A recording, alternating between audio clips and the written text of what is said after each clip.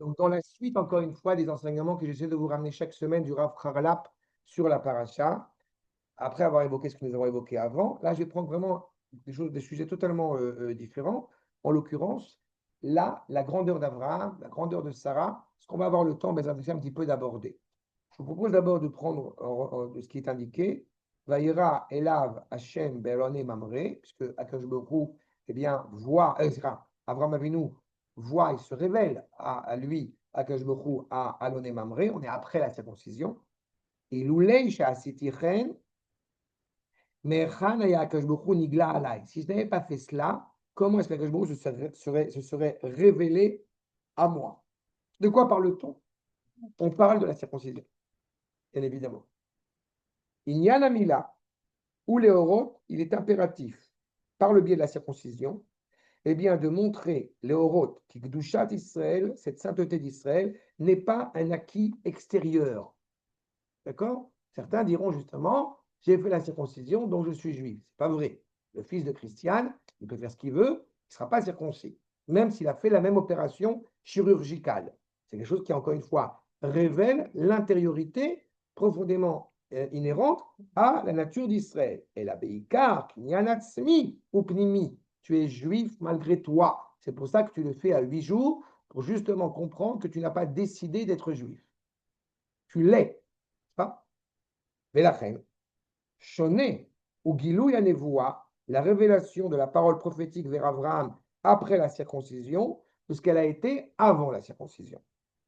Chez les Fnei Amila, Aïta Nevoua Mitechezet le Peulotav, justement, avant la circoncision, on aurait pu voir la grandeur d'Abraham, et c'est ce qui justifiait, entre guillemets, la parole d'Akash Baruch s'adressant à lui. Ashonot chez Abraham. Vayar Hashem el Abraham. Le Baruch se révèle à Abraham. Shechen, Shmo, Mitzal Peulotav, son nom est intimement rattaché eh bien, à ses actions, le père d'une multitude de nations. L'Ochen Amila, après la circoncision, Nit Allah, il s'est élevé, les Madriga, Shakedusha, Yetzlo, la sainteté est inhérente à Abraham. Ça veut dire quoi, concrètement par rapport à nous, qu'on comprenne bien cela? Quand on parle d'un juif, on parle de l'expression optimale, objective, absolue de la sainteté. Mais pourquoi vous seriez plus saint que les autres? On n'est pas plus saint, on est animé par la sainteté par essence, en appartenant à cette entité hébraïque qu'on appelle Israël. Qu'est-ce qui rend cette terre sainte? La terre elle-même.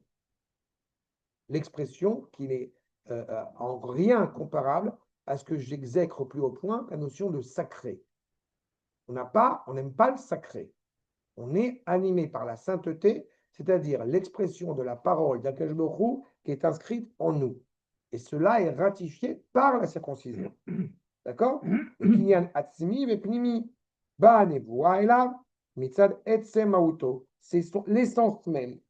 Maintenant, Abraham Avinu et des gens qui ont fait la circoncision, justement, des soldats qui suivent, à qui j'enseigne pour la conversion, vous savez, à Nativ, à Haïfa, eh ben, ils sont extraordinaires, bien évidemment.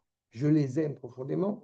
Et en plus de ça, et en plus, ils me le rendent bien, mais surtout, il faut se rendre compte qu'ils ont fait la circoncision, pas comme Abraham à 99 ans, mais ils ont fait la circoncision malgré tout à une vingtaine d'années, ce qui n'est pas forcément évident non plus. Et c'est pas fait évidemment avec la pierre. Parfois, je rigole avec eux, je les effraie un peu. Non, non, c'est fait avec la pierre et tout. Mais en réalité, ils ont fait bien évidemment avec anesthésie locale, etc. Et il n'empêche, ils m'ont témoigné eux-mêmes que le 3e jour de la circoncision, eh bien, il est vraiment douloureux. C'est le plus douloureux de tous. D'accord? Et justement, Abraham, en ce 3e jour de la circoncision, regardez la grandeur d'Abraham. Qu'est-ce qui lui importe? Il n'a pas d'invité. Et pour lui, c'est le drame. D'accord? Regardez le verset. Donc il est assis évidemment à l'entrée de la tente alors qu'il fait très chaud. Pourquoi fait-il très chaud à l'entrée de la tente et qu'il est malgré tout à l'entrée de la tente? Parce que Akash Baruch Hu avait fait en sorte qu'il fasse particulièrement chaud. Regardez Rashi. L'irot imyesh over veshav, de voir s'il y avait des gens qui passaient, il veut les rentrer dans sa tente. Mais va te coucher, t'es malade. Kechom ayom, qu'a fait Akash Baruch Hu? Otsi Chama minartika, il a fait en sorte qu'il fasse particulièrement chaud. Traduction littérale, il a sorti le soleil de son étui. D'accord? D'un point de vue de la NASA, tu sais que c'est une image qui a vraiment un sens. Tu regardes le soleil, bah, tu ne regardes pas le soleil, que Dieu préserve le truc, mais les images de la NASA montrent que le soleil, il change de couleur toutes les 2 secondes, comme s'il sortait d'un étui à chaque fois. Après, donc chez Lola Tricho, justement, qui n'est pas d'invité, il ne faut pas venir embêter Abraham.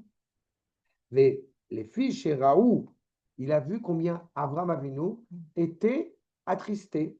Les filles chez Raoult, Mitztaer, il a vu combien il était attristé chez Loayochim, qu'il n'avait pas d'invité. Baïm, il n'a pas eu d'invité qui viennent chez lui. Eh bien, il a envoyé des anges tutélaires. Donc, allez manger chez lui. Vous voyez la grandeur.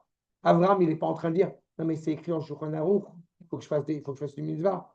C'est inscrit profondément, encore une fois, dans lui, cette idée, encore une fois, de vouloir faire le bien. Nous dit le Rav là, qu'est-ce qu'on apprend de cela? Kama ita gdola, combien était grande la bonté, Kama gdola ta chesed chez Abraham Avinu.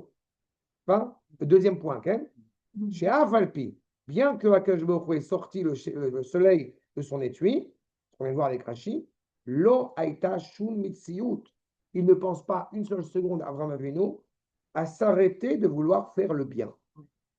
Au contraire, il est déçu de ne pas pouvoir faire le bien. Il n'est pas serein, il n'est pas reposé s'il n'a pas la possibilité de pouvoir prodiguer du bien autour de lui. C'est pour ça qu'il est, encore une fois, à l'entrée de la tente. Comprenez bien que ce n'est pas par recherche d'intérêt, ce n'est pas par recherche je sais quoi, de prosélytisme. Non, parce que son essence est animée à profondément vouloir faire du bien autour de lui. Qu'en est-il de son épouse? Les anges tutélaires vont arriver auprès d'Abraham. Elle est où ta femme? Aïe, Sarah Ishtecha. Alors, regardez ce que nous dit le Rav Haralab. Troisième point. Plus que l'essence qu'on connaît, la question de pudeur, etc. Justement, Sarah, elle est dans la tente. Vous savez pertinemment que la tente, traditionnellement, c'est le Beth Midrash. C'est l'endroit de la sainteté. Eh bien, justement, la grandeur de Sarah chez Aya, Avram, Tafel et Léa Beneviut, que Avram, eh bien, était de moindre importance au niveau de la prophétie comparé à Sarah et Menou. À Botaï, on parle de maître. Il y a, pour le coup, le Rav Harlab, je vous rappelle, qui est déjà inscrit dans le Midrash, mais il y a au moins 80 ans, voire plus, puisqu'on parle d'un Midrash qui est fort célèbre. On n'est pas chez les féministes. D'accord? Donc, comme j'aime à le répéter 1 million de fois, un juif avec une kippa, avec un streimel sur la tête, qui parle mal à sa femme, eh bien, il ne fait pas la Torah comme il faut. D'accord? Non, il n'a pas. Loayu malachim. Donc, les anges tutélaires n'étaient pas. Regardez ce que dit Abraham. Les anges tutélaires n'étaient pas à la hauteur de pouvoir voir Sarah et Ménon. Aïe Sarah Ishtecha, Abraham et Shivlaim, Iné Baoel. Elle est dans la tombe. Maché en atem yicholim lirota, vous ne pouvez pas la voir, mi penei ma'alata agdola. Vous ne savez pas qui est Sarah. D'accord?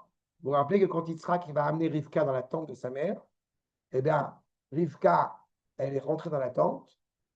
Yitzhak a vu qu'elle savait faire le couscous. Pardon, la fracha dans la chala et la mixture de la chala et la lumière, etc. Eh bien, il a commencé à l'aimer. Ah oui, il y a 3 choses. Il a dit, voilà, elle tombait pas, il y avait la grandeur de la bénédiction de la pain, du pain, la lumière et les nuées de respect, la providence divine. Donc le couscous. Ah voilà.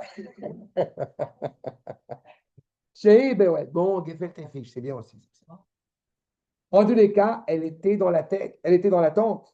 Chez Anan Kashur al Petro. Vous voyez, Anan, Ner Shabbat, qui était allumé d'un Shabbat sur l'autre. Une fois, la grandeur de cette princesse, Sarah, la grandeur de celle, encore une fois, qui est l'expression même de la providence, encore une fois, eh bien, de la matriarche pour nous. C'est notre mère, n'est-ce pas? Pour ceux qui, à chaque fois, comme on l'avait déjà évoqué dans le passé, dont je tairai le nom, bien évidemment, pour pas dire du mal de l'autre, là, oubliez son nom, à revenir, la matrilinéalité et la patrilinéalité. La mère, Sarah, c'est elle qui définit l'héritage. Ishmael et Yitzhak, עם כל הכבוד, celui par qui passe l'héritage, c'est Sarah, c'est pas Agar. Pas au risque de décevoir Delphine. Alors, je me rappelle voilà. D'accord? Voilà la bêtise monumentale, encore une fois, qui est prodiguée. D'accord, ça? L'origine même de notre identité est définie par Sarah. D'accord? Voilà. Maintenant, oui, oui, très belle en fait. Ah, ça, le fait est, c'est que vous avez exactement, c'était la grandeur d'Abraham, la grandeur de Sarah, puis il y a un petit détail qui m'importe. Tout le monde rigole. Cette paracha, tout le monde rigole. Akash Baruch Hu rigole, Abraham rigole, Sarah rigole. D'accord? Et Yitzhak, évidemment, il rigole aussi, il rigolera. Pardon? Entendu? Tu connais la plaisanterie. C'est une demi-plaisanterie sur le fait que Golda Meir a été le meilleur Premier ministre qu'on a eu.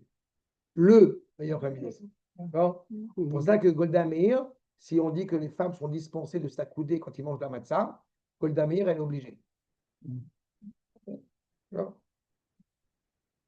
Bref, le fait est, c'est que ça a rigolé. Mais bien avant Golda Meir, avec tout le respect que j'ai pour Golda Meir, tu as Dvorah, tu as Yael. On a eu bon, des femmes qui ont été extraordinaires. Toutes les femmes ont été extraordinaires.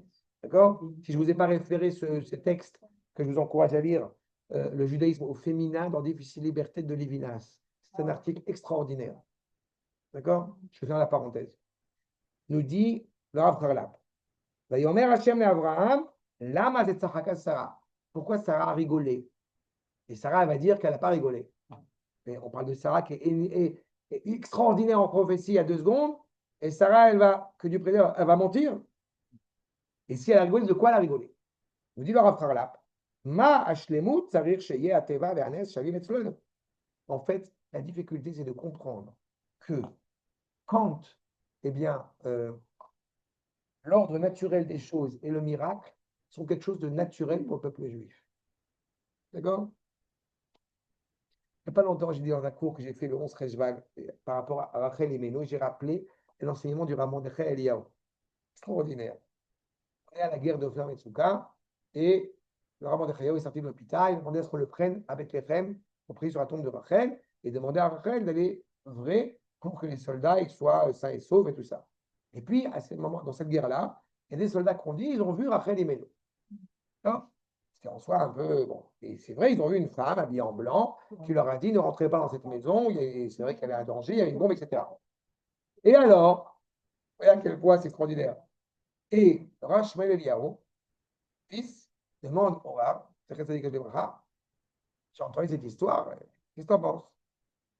Il dit évidemment que c'est vrai, c'est moi qui l'ai envoyé. Elle a dit que c'est moi qui l'ai envoyé. C'est exactement ça. Ça veut dire que quand on est le peuple juif, et on vit ensemble des réalités miraculeuses et on va dire et naturelles, d'accord? C'est ça qui est impliqué. Sauf que si Sarah, effectivement, elle a rigolé, c'est que malgré tout, il y a une sorte de tension. Pourquoi on rigole? Parce qu'on n'attend pas la chute. Il y a quelque chose que j'aime rappeler à chaque fois, c'est la notion d'humour. L'humour, ça vient de humus. C'est la humidifier le sol, qui va permettre à la vitalité. Avoir de l'humour, c'est ce qui permet de dépasser le cadre sec, entre guillemets, de la réalité. D'accord? C'est pour ça, comme j'aime à le rappeler, que Manitou disait, il fallait 3 choses pour servir à Akashbo comme il se devait. L'amour d'Akashbo, la crainte d'Akashbo et le sens de l'humour. C'est exactement ça. Il rigolera dans le futur. D'accord? C'est déjà inscrit là-dedans. D'accord? Mishépoel est Ateva, celui qui agit dans l'ordre de la nature, c'est le 4e point.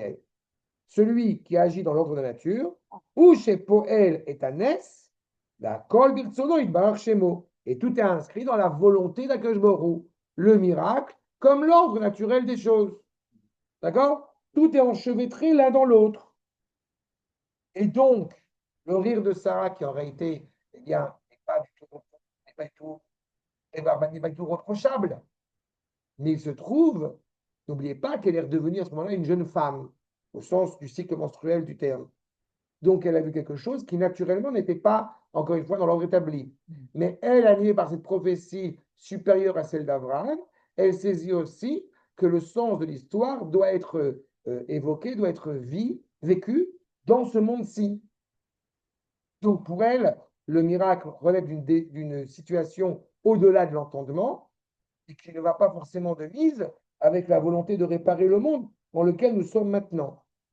D'accord? Donc, elle a rigolé. Maintenant, il me reste 1 minute. Elle avait surtout peur qu'encore une fois, vu que c'est fait par un miracle, eh bien que peut-être à cause d'une faute quelconque, elle n'aurait pas le privilège de voir vraiment son fils. Puisque si c'est un miracle, c'est ponctuel, alors que l'ordre naturel est constant. Cette implication aussi qui est dedans. Je voudrais terminer juste le dernier point. Pardon? Oui, c'est ça, exactement. Je voudrais juste terminer par ce dernier point.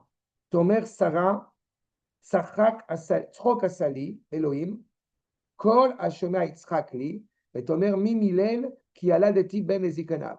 J'ai enfanté un enfant au moment de la vieillesse d'Abraham, et donc c'est une grande joie, bien évidemment. Juste terminer sur ce dernier point. Maj et Sarah chazra liyemen neorea, que Sarah soit revenue à sa jeunesse, et Abraham nishar bematzav ziknuto. Le dernier point qui est en bas. Le dernier point. Le fait que Sarah soit redevenue une jeune femme, où il n'y a pas de point dans le texte, dans le livre, c'est moi qui ai rajouté ces points pour alléger au niveau de la lecture, c'est-à-dire au niveau des versets. Mais le fait est, c'est que Sarah soit redevenue une jeune femme. Ce qui est encore plus impressionnant, c'est qu'Abraham lui-même, eh bien, est resté vieux. N'est-ce pas? Vous allez me dire, quel rapport? Bon, je ne pense pas que j'ai besoin de vous expliquer ça en long, en large et en travers. Vous savez pertinemment que la semence d'un homme âgé, même si elle existe encore, elle a beaucoup moins de force que la semence d'un jeune homme, encore une fois, qui est là. Donc, il y a un double miracle. D'accord? Maintenant, je saute directement la ligne. C'est ça qu'ils ont rigolé. Chez Lola Amin, c'est pas de ne pas croire que Dieu préserve dans les miracles d'Akash Borou. Ce qui est souligné, juste ce qui est souligné. Béni c'est Hachem, Vaya Davarazé, Litzrok, Lomar Kisara, Batishim Telen. Ceux qui vont rire de cela réellement avec un rire railleur, quoi. Ce sont les nations autour. Sarah et Abraham ne rient pas de cela, puisqu'ils sont dans une pleine, encore une fois, cohésion avec le Créateur. Je répète à chaque fois, on a tendance à oublier qu'Abraham et Sarah parlent avec Akadosh Baruch Hu, ils leur parlent, mais machinalement.